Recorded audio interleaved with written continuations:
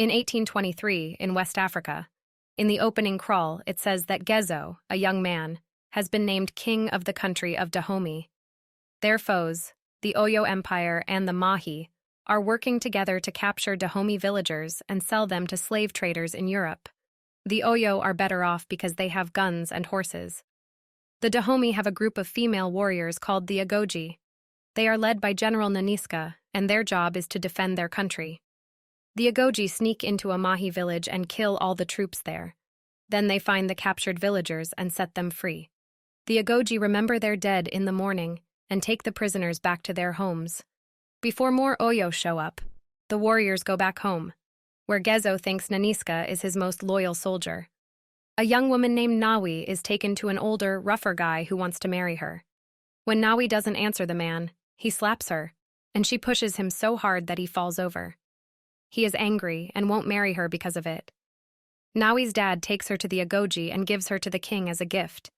She is taken in by an Agoji soldier, Izogi. Seeing women are training surprises Nawi. Then they go to Women Palace where only women are allowed to enter. Troops from Oyo, led by General Oba Ade, find the bodies of their fellow troops.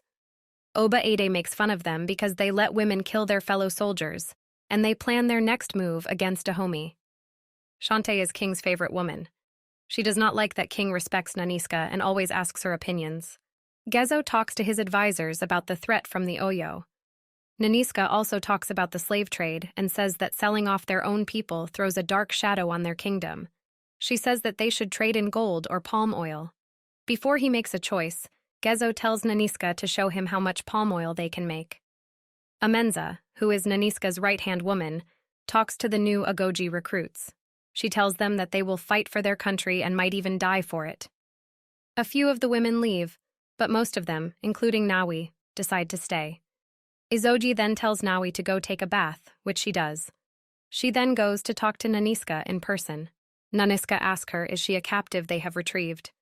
Nawi says that her father brought her here as gift because she didn't want to have husband. She wants to be a soldier. The women start learning. Nawi doesn't understand why they start with ropes. She thinks she should start with a bladed tool. So she asks Nanisca if she can try to cut off the head of a wooden statue. Nawi can't lift the sword. So Nanisca takes the head off with one swing. At night, Izogi tells Nawi how her mother let men hurt her until she finally fought back. Later on, the women keep preparing by running, firing rifles, and learning how to fight. The Agoji compete with other warriors to show their strength. Competitors push a stick with blade on both sides into their opponent's chest until one of them resigns and the other one wins. As a joke, Nawi puts a small explosive on one of the figures and sets it off. She takes the blame for it, even though Nanisca is mad at her. Later, Izoji tells Nawi that Nanisca's actions are legendary because she rose through the ranks after being left for dead as a hostage. Amenza goes to Nanisca's hut and tells her that someone from Nanisca's past is coming back for her. She does this by using special nuts. Outside, Nanisca watches as Nawi uses one of the figures to work on her sword skills. The Oyo show up at the gates of the country to face off with Gezo. When Oba Ade steps forward, Nanisca is scared because he raped her many times when she was a slave.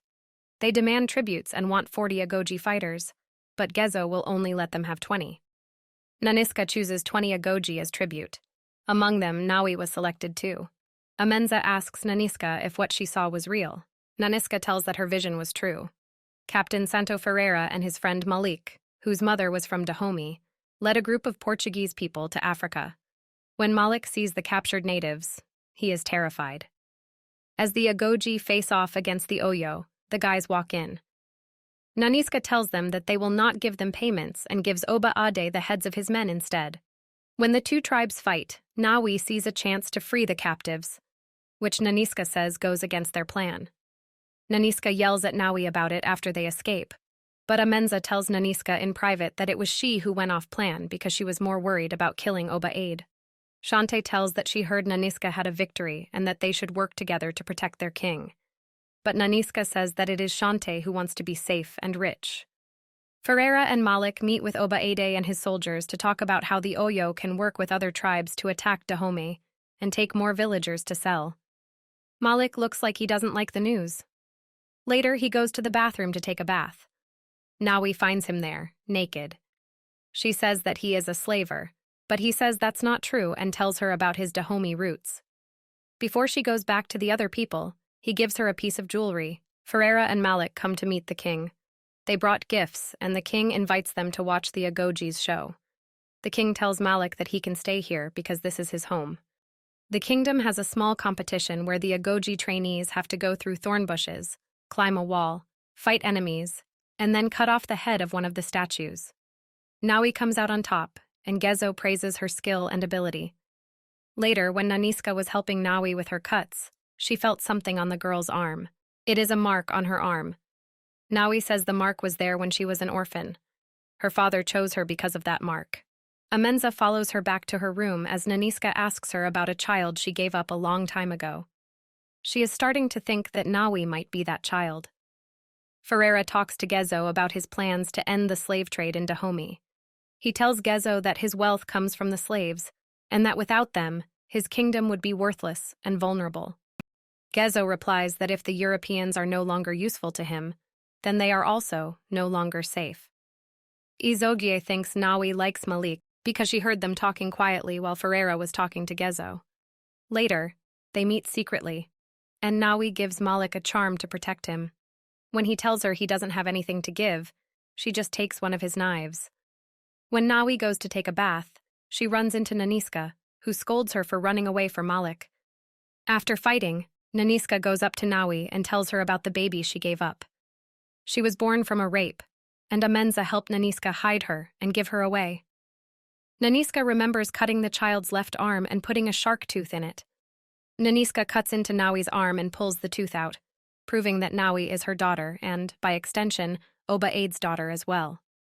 Nawi leaves in confusion. The next morning, some of Nanisca's troops kept an eye on the Oyo camp. They lit their gunpowder on fire, which caused several blasts that scared their horses away and left them open to attack. The Agoji attack starts a fierce and bloody fight in which many Oyo and Agoji die, and some of the women, like Agoji and Nawi, are taken prisoner. Nawi sees that the woman's chains have come loose as the wagon is leaving, so she tells her to roll off the cart and run back to Dahomey. Nawi helps Agoji try to fix her broken arm while they are both in prison. When the young woman goes back to Dahomey, she tells Nanisca that the Oyo are planning to get back to the Agoji. Gezo gives Nanisca a promotion, but tells her she can't do anything else. However, she and Amenza go behind his back to save the others. When the European slavers come to get the prisoners, Agoji and Nawi fight back, but Agoji is killed by a bullet and dies in Nawi's arms as she cries for her sister.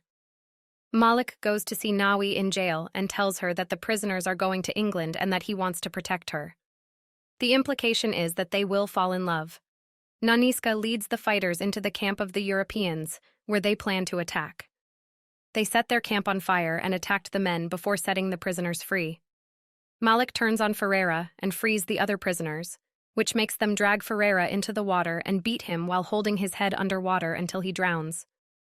When Nanisca finally goes to fight Oba Ade, Nawi helps her get into the fight. The man tries to hit Nanisca, but she beats him up and stabs him, killing him in the end. Everyone goes back to their homes, and Nawi and Malik part ways. When the Agoji go home with their prisoners, Gezo comes up to Nanisca and talks to her. Even though he knows she didn't follow his directions, he is grateful to her for putting an end to the Oyo Empire, so he makes her the woman king. Everyone supports her. Nawi goes to pay homage to Agoji, and Nanisca goes with her. Then she calls Nawi her daughter.